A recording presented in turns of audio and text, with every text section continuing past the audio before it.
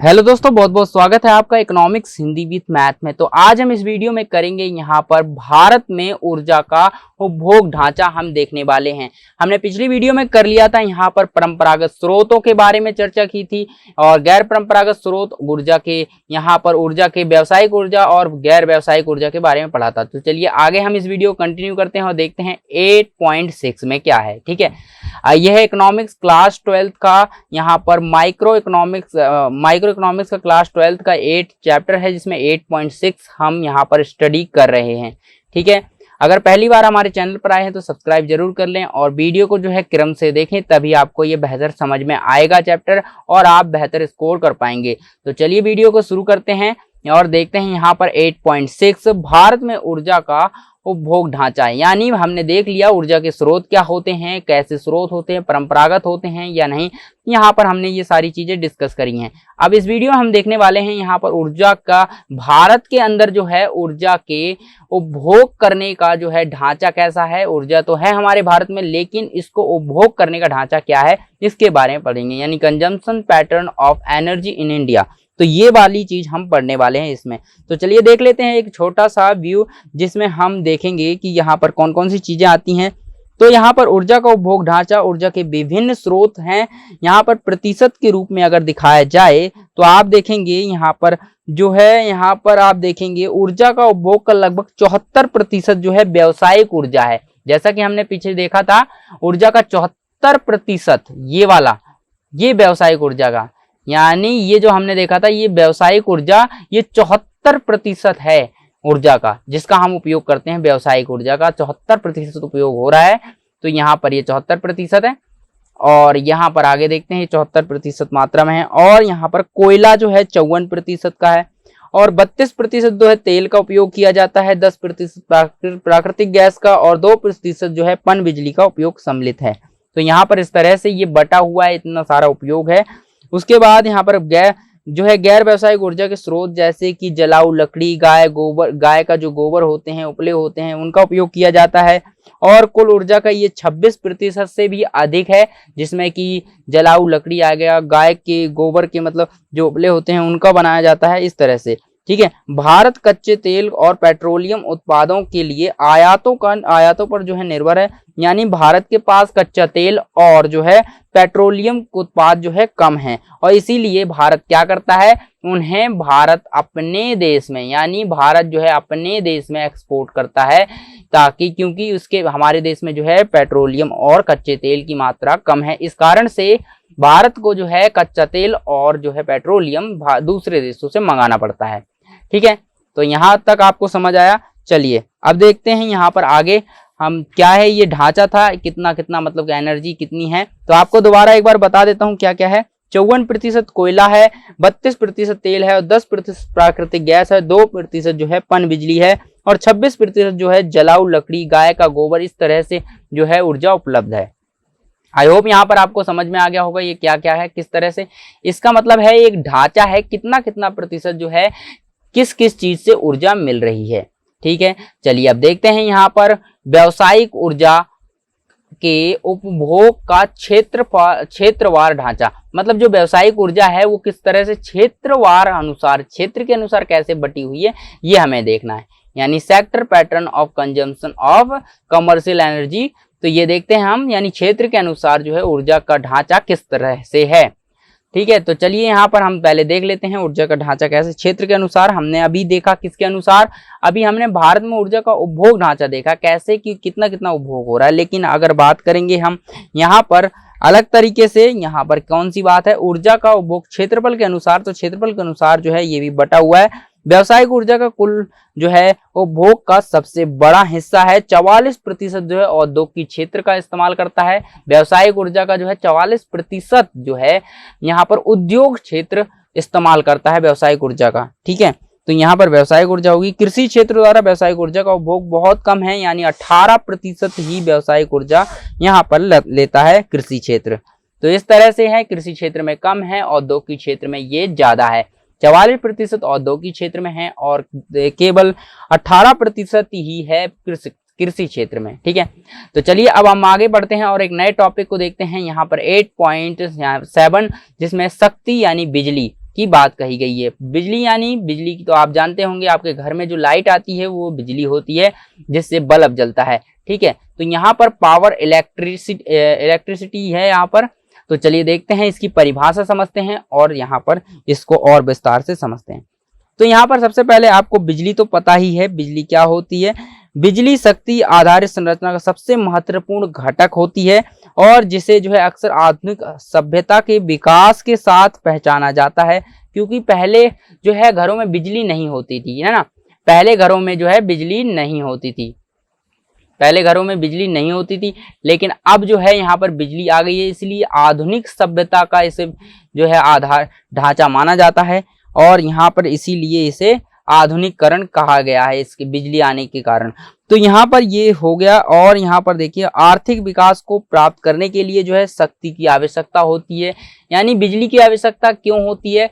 सबसे पहले शक्ति यानी आधार क्या विकास प्राप्त करने के लिए आर्थिक विकास। जो आर्थिक विकास है, किसी भी देश को आर्थिक विकास करना है तो अगर उस देश में बिजली होगी तो लोग जो है 24 घंटे काम कर पाएंगे। ठीक है, अगर बिजली नहीं होगी तो वो दिन को ही काम कर पाएंगे, रात को वो काम नहीं कर पाएंगे। लेकिन जिस देश में बिजली है वहां पर दिन रात काम किया जा सकता है, 24 घंटे काम किया जा सकता है, तो वहां पर आर्थिक विकास की उन्नति ज्यादा हो जाती है। तो यहाँ पर ये वाली चीज यहाँ पर जो है बिजली के कारण ही संभव हो पाई है।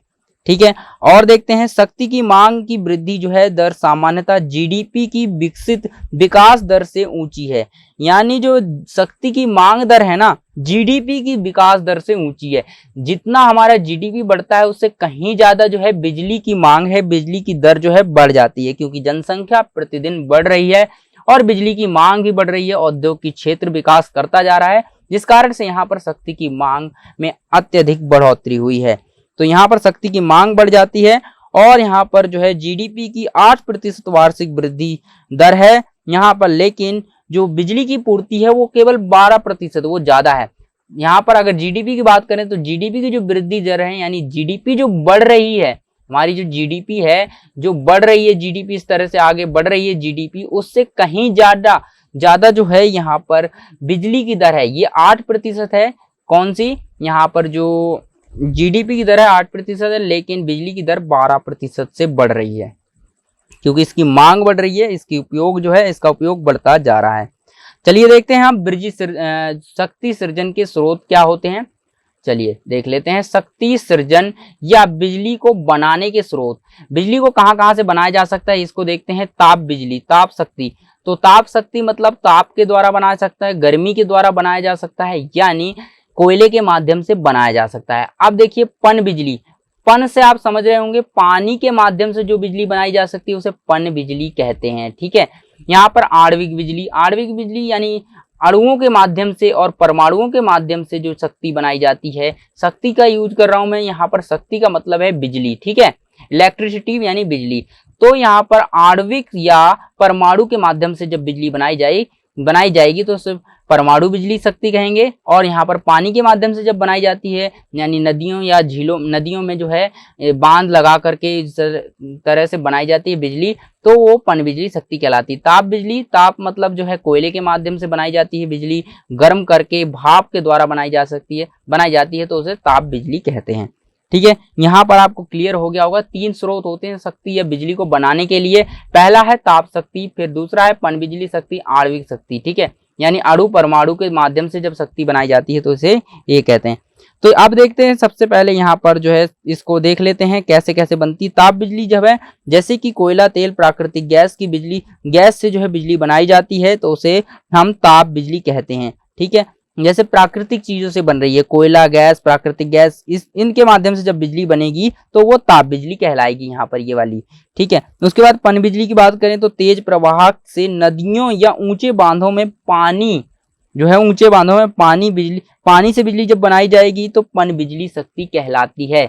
और आणविक शक्ति की बात करें तो आणविक शक्ति में क्या है, यहाँ पर जो है 3 धातुएं होती हैं रेडियो एक्टिव तत्वों, जैसे कि रेडियो एक्टिव तत्व होते हैं 3 प्रकार के, जैसे यूरेनियम हो गया, थोरियम हो गया, प्लूटोनियम हो गया। इनके माध्यम से जब बनाई जाती है बिजली तो उसे आणविक बिजली कहा जाता है। आई होप यहाँ पर आपको समझ में आ गया होगा। चलिए देखते हैं आगे हम विभिन्न स्रोतों की शक्ति, मतलब विभिन्न स्रोतों की शक्ति सृजन की क्षमता जो हमने यहाँ पर देखे हैं, ताप शक्ति, पनबिजली शक्ति, आणविक शक्ति, इनमें तीनों में से है कितनी कितनी क्षमता में हमें, कितनी कितनी मात्रा में हमें जो है भारत को शक्ति मिलती है, यानी बिजली उत्पादन कर पाते हैं। ताप शक्ति से कितनी उत्पादन होती है बिजली, कितना उत्पादन करता है बिजली, और यहाँ पर पन बिजली शक्ति से कितना बिजली का उत्पादन होता है, और आणविक शक्ति से कितना होता है। चलिए देखते हैं, हम ये ग्राफ के माध्यम से समझेंगे इसको। तो यहाँ पर मैंने आपके लिए ग्राफ बनाया है जिसमें आपको जो कि लाइनें, तापीय शक्ति की बात करें तो यहाँ पर देख सकते हैं तापीय शक्ति यहाँ पर सब देख रहे होंगे 67%, यानी 67% जो है यहाँ पर प्रतिशत है तापीय शक्ति का उपयोग करता है भारत। उसके बाद पन बिजली शक्ति की बात करें तो पन बिजली शक्ति यहाँ पर देखें आप, यहाँ पर 13.60% जो है, 13.60% जो है यहाँ पर पन बिजली शक्ति का उपयोग हो रहा है। अब आता है परमाणु शक्ति। परमाणु शक्ति की बात करें तो परमाणु शक्ति में आप देख रहे होंगे यहाँ पर केवल 2.10 का ही प्रयोग हो रहा है, और यहाँ पर नवीन और नवीकरणीय शक्ति, नवीन और नवीकरणीय शक्ति मतलब ऐसी शक्तियां जो कि तुरंत बनाई जा सकती हैं, नवीकरणीय की जा सकती हैं, ये होती है हमारी 17.30 शक्ति की मात्रा उपलब्ध है। तो यहाँ पर आपने देखा कि कौन कौन सी शक्ति कितनी कितनी मात्रा में उपलब्ध है। आप यहाँ पर परेशान ना हो कि आपको ये दशमलव पॉइंट जो है याद करने पड़ेंगे, आपको ये याद नहीं करने, बस आपको ये याद रखना है कि शक्ति जो है स्रोत कौन कौन से होते हैं। ताप शक्ति स्रोत होता है, पनबिजली शक्ति स्रोत होता है, आणविक शक्ति स्रोत होता है, और ये किससे मिलती है, कोयला, तेल, प्राकृतिक गैस से मिलती है। पनबिजली पानी के माध्यम से मिलती है, आणविक शक्ति यहाँ पर जो है धातुओं के माध्यम से मिलती है, जैसे यूरेनियम, थोरियम और प्लूटोनियम के माध्यम से मिलती है। ठीक है, तो इतना याद रखना है आपको, ये आंकड़े याद रखने की जरूरत नहीं है क्योंकि इतना डिटेल में क्वेश्चन नहीं आएगा। तो चलिए यहाँ पर देखते हैं हम सृजन क्षमता 1950 से 1951 में 1700 थी, यानी जो बिजली की सृजन क्षमता थी, सृजन मतलब होता है बनाना और क्षमता मतलब इसकी योग्यता, बनाने की योग्यता कितनी थी 1950 से 1951 में 1700 मेगावाट थी। ये जो बढ़कर 1700 मेगावाट से बढ़कर 2004, 5 और 6 में ये बढ़ गई 1,24,300 हो गई है मेगावाट में। ठीक है, तो यहाँ पर जो बिजली की शक्ति बढ़ी है वो कितनी बढ़ी है, बहुत ज्यादा बढ़ गई है, क्योंकि यहाँ पर 1950 और 51 में केवल ये 1,700 मेगावाट थी, और अब देखिए 2005 और 6 में ये 1,24,300 मेगावाट हो गई है। तो आई होप यहाँ पर ये चीज आपको समझ आ गई होगी। जल्दी से हम करते हैं 8.8 और यहाँ पर इस चैप्टर को जल्दी से समाप्त करने की ओर बढ़ते हैं और देखते हैं जल्दी जल्दी यहाँ पर 8.4 समझते हैं। चलिए देखते हैं 8.4 में देखिए शक्ति क्षेत्र में चुनौतियां। अब देखिए यहाँ पर कोई भी चीज हम बनाते हैं, किसी भी चीज का यूज करते हैं, जैसे काहे बिजली हो या कोई भी चीज हो, उसमें चुनौतियां आती हैं, बहुत सारी मुश्किलें आती हैं। तो कौन कौन सी मुश्किलें हैं, यानी चैलेंजेस इन पावर सेक्टर्स, यानी बिजली के सेक्टर, यानी बिजली के बनाने, बिजली के क्षेत्र में जो है चुनौतियां क्या क्या हैं, ये वाला क्वेश्चन आ सकता है क्योंकि ये इंपॉर्टेंट है। ये आता है, देखिए बड़ा क्वेश्चन है, और ये 6 पॉइंट मैंने लिखे हैं यहाँ पर, आप ये 3 या 4 नंबर या 6 नंबर में भी आ सकता है। तो यहाँ पर मैंने आपके लिए मेन पॉइंट लिख दिए हैं। तो चलिए एक एक करके इन पॉइंटों को डिस्कस करते हैं और समझते हैं यहाँ पर क्या क्या चीजें हो सकती हैं। ठीक है, क्या क्या चुनौतियां हैं। सबसे पहले आप बात करेंगे यहाँ पर, देखिए शक्ति क्षेत्र की चुनौतियां। क्या है चुनौतियां, पहली चुनौती आपके सामने आ जाती है, शक्ति क्षेत्र की चुनौती है अपर्याप्त विद्युत सृजन। जो है अपर्याप्त विद्युत सृजन मतलब जितनी जनसंख्या है देश में और जितनी रिक्वायरमेंट है, मतलब जितनी जनसंख्या की मांग है, हमें इतनी बिजली चाहिए, लेकिन उतनी बिजली नहीं मिल पा रही है प्रत्येक व्यक्ति को। तो यानी अपर्याप्त विद्युत सृजन है, इसी कारण से नहीं मिल पा रही है। बहुत सारे लोग हैं जिन्हें बिजली अभी तक नहीं मिलती है। क्यों? क्योंकि अपर्याप्त विद्युत सृजन है, यानी जितनी मात्रा में विद्युत चाहिए उतनी मात्रा में उत्पादन नहीं हो पा रहा है। यहाँ पर ये चीज है। ठीक है, यहाँ पर आप देखते हैं स्थापन क्षमता का अल्प प्रयोग। स्थापन क्षमता का अल्प प्रयोग किया जा रहा है। स्थापन क्षमता का मतलब क्या होता है, देखिए यहाँ पर संयंत्र उचित प्रकार से कार्य नहीं करते हैं, यानी प्लॉट लोड फैक्टर, जितना काम करना चाहिए उतना काम नहीं करते हैं। स्थापन क्षमता का अल्प प्रयोग किया जा सकता है, जितना मतलब सेक्टर जो बनाया है विद्युत उत्पादन के लिए उतना काम नहीं करते हैं वो सेक्टर, यानी उतनी बिजली जितनी देनी चाहिए उन्हें उतनी नहीं देते हैं बनाकर, तो यहाँ पर कम प्रयोग किया जा रहा है उनका, इसीलिए यहाँ पर उत्पादन की क्षमता अधिक है, विद्युत सृजन की मात्रा कम है, और यहाँ पर जो है ये चीज है। तो यहाँ पर देखते हैं तीसरा पॉइंट, राज्य विद्युत बोर्ड का खराब प्रदर्शन। जो राज्य विद्युत बोर्ड है यानी बिजली को जो संभालता है, यहाँ पर प्रबंध करता है, तो यहाँ पर राज्य विद्युत बोर्ड का खराब प्रदर्शन है, वह सही से ध्यान नहीं दे रहा है, सही से इसको यानी मेंटेन नहीं कर रहा है। तो अगला पॉइंट देखते हैं, आगतों का अभाव।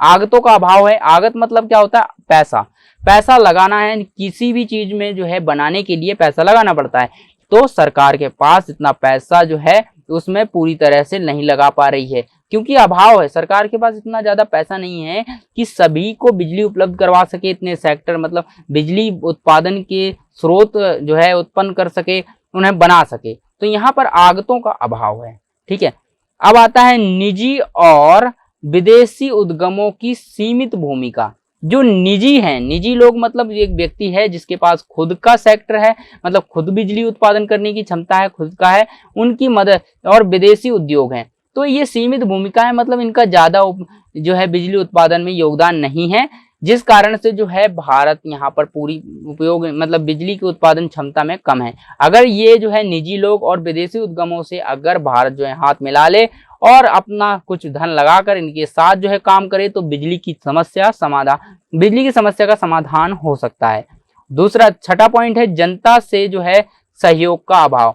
जनता से सहयोग का अभाव है, जनता यहाँ पर पूरा सहयोग नहीं कर रही है कि बिजली मिले। ठीक है, जनता को भी बोलना चाहिए कि सरकार उन्हें बिजली दे पूरा, क्योंकि बिजली पाना सभी का हक है, सभी को बिजली का अधिकार है, तो यहाँ पर बिजली मिलनी चाहिए सबको। तो यहाँ पर हमने कौन कौन से पॉइंट डिस्कस किए, देखिए हमने यहाँ पर 6 पॉइंट पढ़े हैं। पहला, शक्ति की, यहाँ पर शक्ति क्षेत्र की चुनौतियां क्या हैं, देखिए अपर्याप्त विद्युत सृजन है, पूरी तरह से विद्युत का सृजन नहीं हो रहा है। स्थापन्य क्षमता का अल्प प्रयोग, जो स्थापन्य क्षमता है, जितना उपयोग करना चाहिए, जितना बनाना चाहिए बिजली, उतनी बिजली उत्पादन नहीं हो पा रही है। राज्य विद्युत बोर्ड का खराब प्रदर्शन हो रहा है, जो विद्युत बोर्ड है वो खराब प्रदर्शन कर रहा है, अच्छा प्रदर्शन नहीं कर रहा है। और आगतों का अभाव है, सरकार के पास इतना धन नहीं है ताकि वो उसका सभी उपयोग कर सके। निजी क्षेत्र और विदेशी उद्यमों की सीमित भूमिका है, यानी जो है सरकार निजी क्षेत्र है और विदेशी उद्यम है, ये सीमित भूमिका में है, ये ज्यादा इनका रोल नहीं है, ज्यादा उत्पादन में क्षमता में ये जो है अपना योगदान नहीं दे पा रहे हैं। जनता से सहयोग की यानी सहयोग का अभाव है, जनता सहयोग नहीं करती है, तो यहाँ पर ये सारी चीजें हैं। चलिए अब देखते हैं, हमने देख लिया यहाँ पर हमने क्या करा, हमने 6 पॉइंट देखे हैं शक्ति बनाने के लिए यानी बिजली को उत्पादित करने में कौन कौन सी बाधाएं आती हैं, ये देख लिया। अब हम देखेंगे शक्ति संकट से निपटने के लिए क्या क्या उपाय होते हैं, यानी जो शक्ति है यानी जो हमारी बिजली है, बिजली को बनाने के लिए क्या क्या हमने जो ऊपर देखे हैं दिक्कतें, कितनी प्रॉब्लम्स आई हैं, हाँ यानी हमारे पास कितनी संकट आए हैं, ये जो है चुनौतियां हैं, इन चुनौतियों को कैसे दूर कर सकते हैं वो हम यहाँ पर देखेंगे। क्या है, शक्ति संकट से निपटने के उपाय क्या क्या हैं। तो पहला है, जैसा कि हमने पढ़ा था, देखिए आपको यहाँ पर ये बहुत आसानी से याद होने वाले हैं, एक ट्रिक बता रहा हूँ। क्या है, आपका यहाँ पर जो ये शक्ति की चुनौतियां हैं, ठीक है, चुनौती क्या है, उस चुनौती को ही सुधार दिया जाए। मतलब ये चुनौती क्या, अपर्याप्त विद्युत सृजन, अगर इसको विद्युत को अपर्याप्त से पर्याप्त कर दिया जाए तो यहाँ पर ठीक हो जाएगा। मतलब इस चुनौती का विपरीत, मतलब जो शक्तियां हैं यहाँ पर क्षेत्र में चुनौतियां हैं, इन चुनौतियों का विपरीत कर दिया जाए यानी उल्टा कर दिया जाए तो ये हमारा काम बन जाएगा।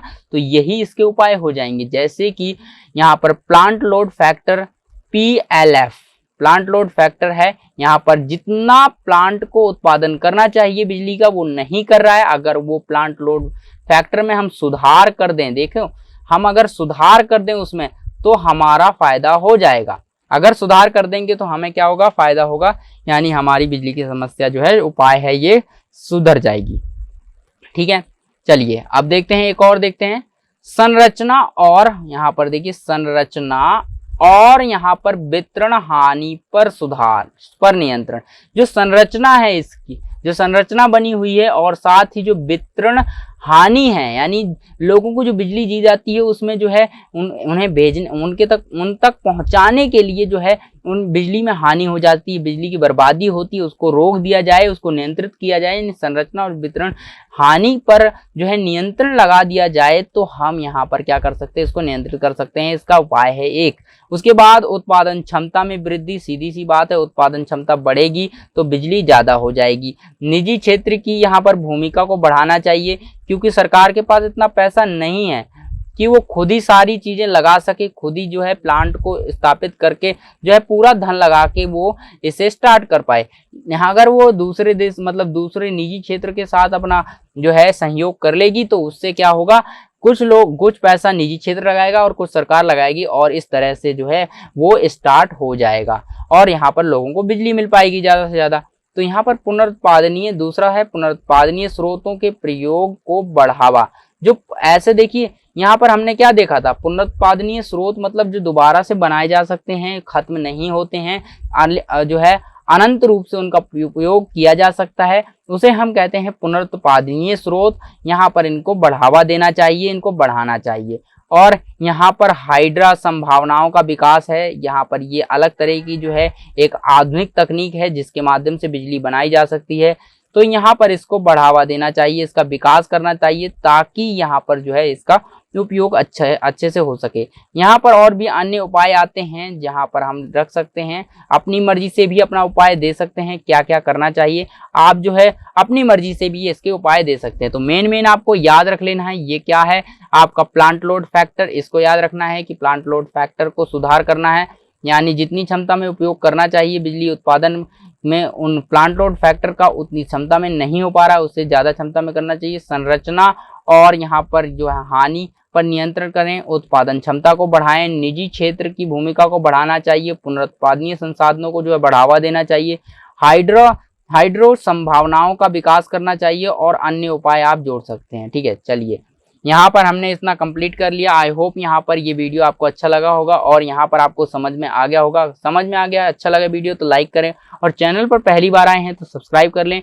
अब मैं आपको जो है यहाँ पर एक रिवीजन सीरीज लाने वाला हूँ। रिवीजन सीरीज में हम देखेंगे कि यहाँ पर जो है पूरे बुक में जो है जितने भी इम्पोर्टेंट क्वेश्चंस हैं, पूरे टॉपिक्स हैं और जो है इसका पूरा रिवीजन करेंगे। मोस्ट इम्पोर्टेंट टॉपिक्स और क्वेश्चंस सारी चीज़ें हम कवर करने वाले हैं, चैप्टर वाइज करेंगे, एक एक चैप्टर से करेंगे। तो चलिए हम फिर मिलते हैं अगले वीडियो में। जल्दी ही सीरीज आपको यूट्यूब पर मिल जाएगी, प्लेलिस्ट पर मिल जाएगी। तो चलिए फिर मिलते हैं अगली वीडियो में एक नए टॉपिक के साथ।